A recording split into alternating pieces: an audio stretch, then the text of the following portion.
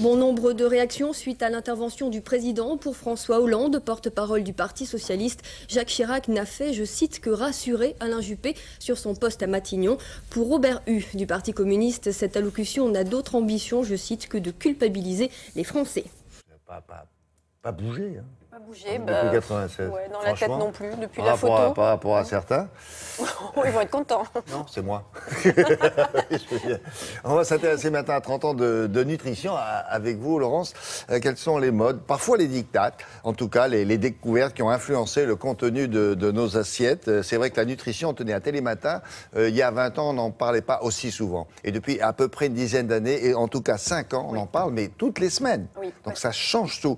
Il y a un chemin parcours, c'est incroyable, non? Incroyable, et les gens s'intéressent à ça, à la vertu santé en fait de leur assiette, et c'est ce qui a changé ces 10 et 30 dernières années, c'est que maintenant on se fait du bien en mangeant. Alors il y a les produits allégés, évidemment, il y a surtout ce qu'on appelle les alicaments, c'est-à-dire quand vous parlez de probiotiques dans le yaourt, quand vous parlez de margarine anti-cholestérol.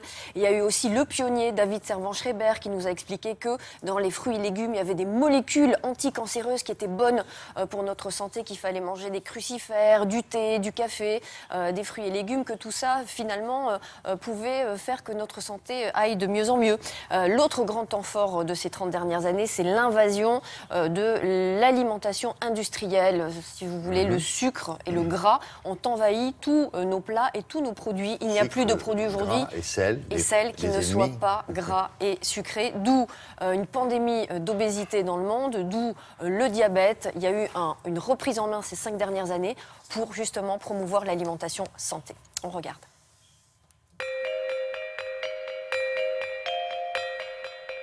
On a vu au fil du temps, et surtout depuis ces 30 dernières années, apparaître les produits allégés. Donc on s'est dit, il y a beaucoup de maladies cardiovasculaires, on a tendance à grossir, on a tendance à devenir diabétique, donc on va alléger nos aliments, on va les alléger en graisse, on va les alléger en sucre, on va les alléger en sel, avec des résultats mitigés.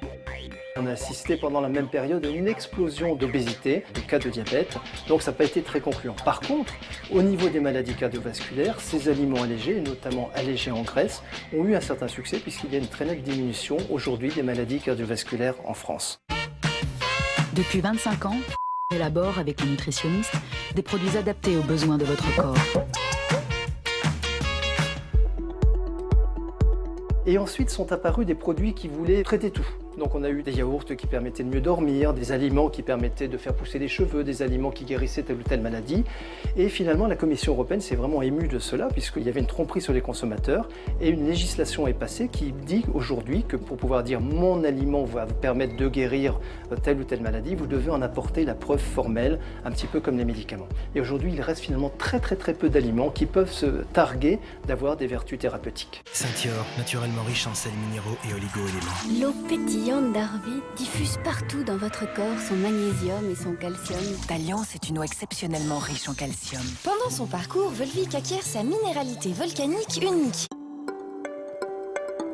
Parmi ces aliments qui peuvent se targuer d'avoir des vertus thérapeutiques, ce sont surtout des aliments enrichis en phytostérol, donc ce sont des éléments naturels que l'on retrouve mis dans des margarines, mis dans des yaourts, mis dans certaines huiles et qui permettent de baisser efficacement le taux de cholestérol et donc de réduire le nombre de maladies cardiovasculaires. Avec un régime adapté, Proactive réduit votre cholestérol jusqu'à moins 15%.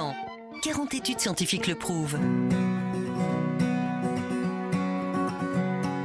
Il existe également d'autres types d'aliments qu'on appelle des probiotiques qui permettent d'apporter des bonnes bactéries à notre flore intestinale. Et aujourd'hui, c'est un domaine de recherche absolument colossal parce qu'on s'aperçoit que finalement, ce que l'on mange passe par l'intestin, que dans l'intestin, il y a des bactéries, qu'il y a ce qu'on appelle des bonnes et des mauvaises bactéries. Et autrement dit, ces mauvaises bactéries peuvent entraîner des maladies, comme des maladies cardiovasculaires, comme un risque de diabète, des maladies inflammatoires, donc toute une série de maladies chroniques. Et le fait de modifier cette flore présente dans notre intestin pourrait avoir un impact très direct sur ce type de maladie. Actif à l'intérieur et ça se voit vraiment à l'extérieur. Alors, le prochain chapitre de la nutrition, c'est pas la pomme, ça pourrait être évidemment, mais c'est Intestin, mon ami. Ah oui. Et il faut l'écrire comme ça, c'est un très joli livre. Ça, c'est les grandes études. Beaucoup de livres paraissent en ce moment sur le deuxième cerveau. Donc, notre intestin serait le deuxième cerveau. Ce serait le siège de toutes nos maladies, etc. Il faut soigner le microbiote, comme on dit, c'est-à-dire toutes les millions de bactéries qu'il y a dans notre intestin. Ça, c'est la prochaine voie scientifique. Et puis, l'avenir, c'est le codage génétique, c'est-à-dire en fonction de notre notre ADN, notre code génétique, et on le fait aujourd'hui très facilement, notamment sur Internet, avoir son codage, eh bien, on saura qu'est-ce qu'il faut manger pour être en bonne santé, pour éviter certaines maladies. Adapté à chacun notre... Des aliments adaptés, pas de graisse saturée, pas de sel, etc. Donc on va vers une alimentation à la carte. Vous avez dit études, hein, je vous ai Oui. entendu. Bah oui, il y a des études bonnes une année, elles sont plus bonnes l'autre année. Voilà. Donc Je voulais en venir là, ça évolue figurez-vous. beaucoup les études Les scientifiques. journalistes à la radio, à la télévision, nous sommes les premiers coupables. On vous dit souvent, selon une étude publiée par, alors on vous dit ça le lundi, et puis le vendredi, c'est une étude contraire à 180 degrés qui dit, mais franchement le contraire. Alors il y a quelqu'un, figurez-vous, sur Internet, que ça a beaucoup amusé. Il n'y a pas que nous, il y a même aussi Laura du web. Allons-y. Oui, c'est un site qui s'appelle étudesalacon.com, William. C'est Et bien. ils ont même sorti un livre tellement le site a du succès. Ça s'appelle Manger une saucisse par jour peut être mortel et c'est une véritable étude. On a un Toutes les sujet études qui sont répertoriées C'est sur drôle, son hein. site On a un sujet sont des études scientifiques qui viennent des universités d'Oxford, de Toronto. Par exemple, on apprend selon l'université d'Oxford que si vous buvez votre chocolat chaud dans une tasse orange, il aura meilleur goût. Et pareil, les consommateurs de bio sont égoïstes et malhonnêtes selon l'université de Toronto. Et ainsi de suite. Et porte des slips à étoiles. Et il y a aussi, selon une étude américaine, regarder télé matin augmente le nombre de neurones. Ah oui, ça c'est Oui, vrai. la neurogenèse. Enfin, c'est vrai pour certains. Merci beaucoup. À tout à l'heure. Voici un bloc-notes.